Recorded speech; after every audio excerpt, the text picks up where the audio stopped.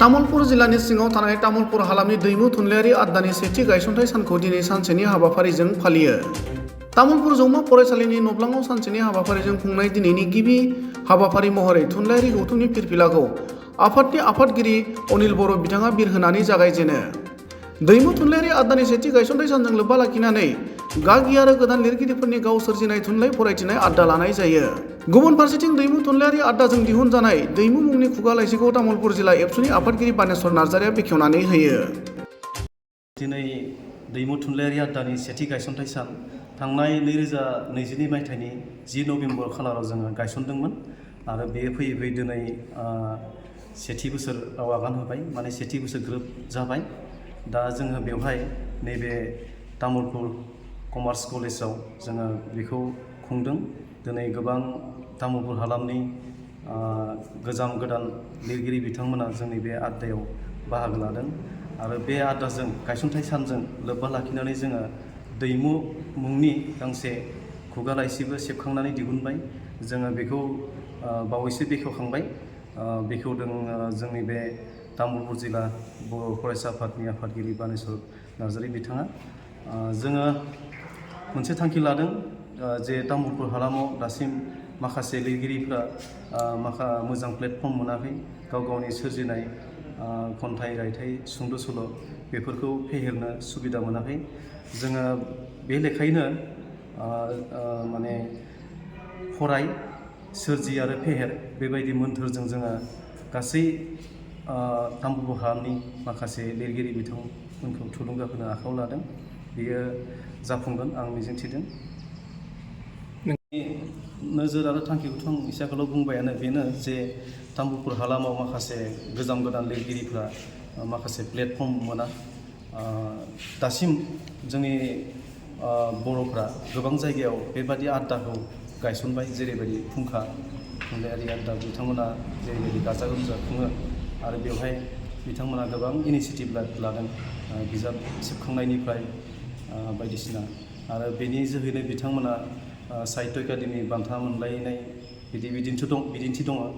जोंबो बेबायदि नोजोर आरो थांखिजोंनो जोंनि तामुलपुराव जिहेतु बेबायदि आड्डा लानाय जाया, बिसेसकै जोङो बेखौ नोजोर होनानै आड्डाखौ थांनाय बोसोराव गायसनदोंमोन आरो। थारैनो मोनदांबाय, साननि सोरां गैयाब्ला अखाफोरा सानबेसे गावदाङै थानो हायो, अखाफोरा सानबेसे गावदाङै थानो हायो। गोरबो बुंजासे मानि अननायनि दैमु, फांसे बिफां सायख्लुमनि रोदायासो, फांसे बिफां सायख्लुमनि रोदायासो। जोमै गैयै अखानि खोरोमनाय, मेगन बेखेवगासेयावनो बहाबा गोमाहैयो, मेगन बेखेवगासेयावनो बहाबा गोमाहैयो। आगोर गोमानाय गोरबोआवनो गोदानै रोदोमो गोदान बिलाइ। दान सोरां हरनि निजोमथियाव एम्फौ एनलानि गाबनाय देंखोआबो इसारा होदों आंगोजों आंगोयै अनलायनो। गोरबोआवसो दं लैथोसे मानि अननाय, हां जानानै हाबनानै नायफै। गोरबोनि रायजोआ बेसे मुहि हाबनाय, लाथिख' मोन्दांथिजों आगान दासुरफै। लांगोनानि बिबारा लरहायगोन, आगाना आद्रि जागोन, मोदोमनाया बहाबा गोमालांगोन। दा अखाफोराबो गावदांसै, बिफाङाबो गेरेमसासै। लांगोनानि बिबारा लरहायलांगोन, आगाना आद्रि जागोन, मोदोमनाया गोमालांगोन। दा अखाफोराबो गावदांसै, बिफाङाबो गेरेमसासै। जोमै दाखा साग्लोबबाबो अखाफोरनि सोराङा बबेबा मोनसे खनाजों स्रां साथियो। गावनि आंगोथिखौ दिन्थिनो, अननायखौ अननायजों फोलोमनो, गोरबोआव खिलिनाय बिफांखौ आदोरै गेरेमसा खालामनो। गोरबोनि अखाफोराव बारदों दा सुदेम बार, हादों रमान्सनि फ्रि फ्रि अखा। बिफां लाइफाङाबो मोसादों गोदानै हायला हुइला, बिबारफ्राबो बारस्रादों गेवलां गेवथां। अखाफोराव दा फैला उदां। खन्थाइया बेखिनियानो। बहा गोमालांखो दाउ फेरेंगानि गाबनाय देंखो, मोदाय नुसि खोमसि रोमा रोमि। हा थोर थोर बगा दावखो दावखो दाउला दाउनि गगेरे ग फुंबिलिखौ रैसुमै गारांजों बरायहरनाय देंखो फुंबिलिखौ रैसुमै गारांजों बरायहरनाय देंखो एमनि गादियाव उन्दुना दा बेफोर देंखोखौ खोनानो मोनलिया दुब्लियाव ओंखाम हैनो थांब्ला साम' गांजेमा हमना लाबोना सबाय खारिजों गोथाव ओंख्रिया दा मानोबा थावला ज' ज' मोनाबिलि जाबोला एदावलायना लाफाथि मोना माइ गायनायाव ज' मिनिबाला एदावलायना लाफाथि मोना माइ गायनायाव बेलाव लेवार अरब्ला गारखाव दुमफा आदानि नांगोलाव गाखोहैब्ला आखाइजों बिलिर खोथियाजों बोखाना होनाय दा बेफोर नुथाया गोमालांबाय मेंनानै दं बिफां सायायाव जिरायब्ला आबौनि सल'बाथाया बेसे थावस्रोमोन दा बेफोरनि सोलाय आखाइ एन्ड्रइड मबाइलसै दैज्लां बोथोरनि बेफोर सावगारिया दा आंनि गोसोआव रोमै-रोमैल' जाखांफैसै आं बर' सिखारदों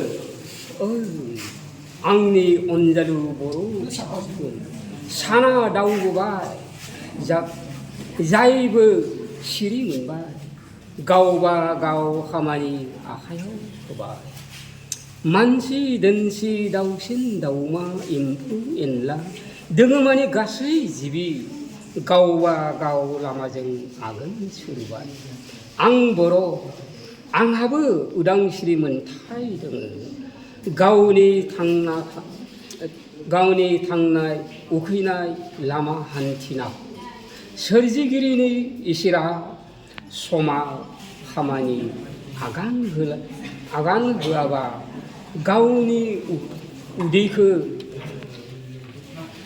गावनो सुथिनांगोन नुजाथियो जेबोला जौमोन उगुल थुगुल नागिरनाय गोसो सिमां रानिखौ मोनहानो मेगन फैसालियाव नुजाथियो जेबोला सोरबा अनजालि महर मोखां गोसो जायो अनलायनो बेरखांदों महर मुस्रि जाना अख्रांनि मोदाय सिखि नागिरो खाथियाव मोनहानो हास्थायसुरि गोसो होगोन अननाय नुजाथिनाय राजखुंग्रि बजबगोन अराय जिउ लोगोरि दावबायथियो सिमां रायजो गेलेयो बिबार बारि बागान नागिरनाय मोनहानो गोसो जौनो जावलिया गोसो बोदोर बोहैथि सोर जाखो बियो समायस्रि समायना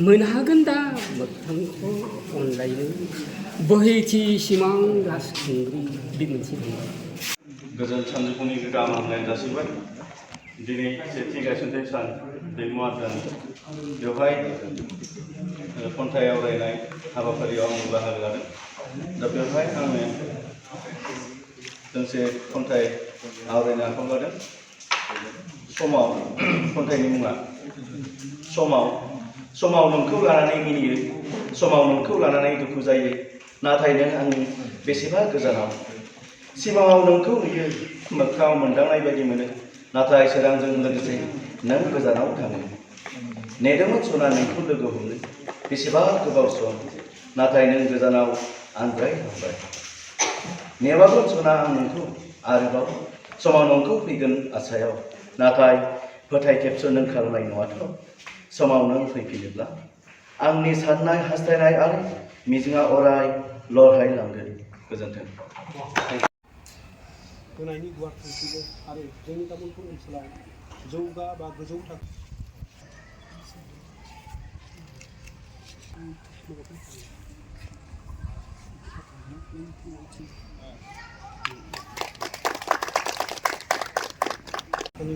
आलारि सावबाय बिथांमोना रुंसारि जालांबाय दा बे रुंसारि जानायाव दैमारि सारखौ बे हाबाफारिखौ मावफुंनो थाखाय सोलोंबाय दा बिथांखौ मदद होनो थाखाय सोलोंबाय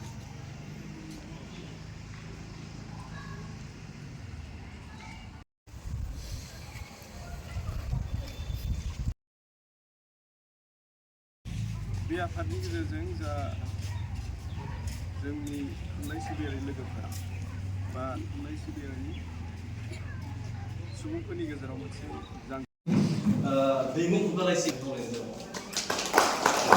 दायो आङो खुलुमबाय दायो आङो सिनायथि होनो